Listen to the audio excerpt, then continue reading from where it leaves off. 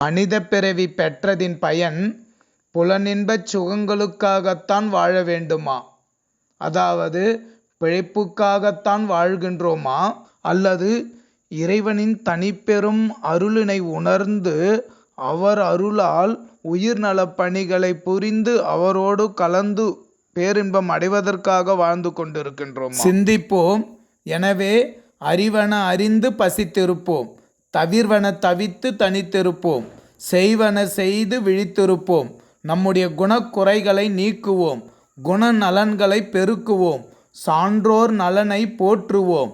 அதாவது அறிவுடைமை, நன்றுடைமை, நலனுடைமை, பண்புடைமை, அன்புடைமை முதலிய உடைமைகளை நம் வாழ்வில் பின்பற்றி இறைவனின் அருள் உடைமையை நமக்கு சொந்தமாக்கி அவரின் அருளால் உயிர் நலப் பணிகளை புரிந்து நிறைவாய் அவரோடு இரண்டர கலந்து பேரின்ப பெருநிலையினை அடைந்திடுவோம்.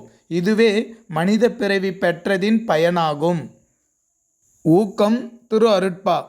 மாசற்ற மனவெளி என்னும் மா கனக சபை நடுவிலே என்றும் ஒழியா மனோலய ஆனந்தமயமாய் தெருள் என்று நின்ற நின் குஞ்சித பாதத்தை என் சிந்தை மறவாது கண்டாய். நின் குஞ்சித பாதத்தை என் சிந்தை மறவாது கண்டாய்.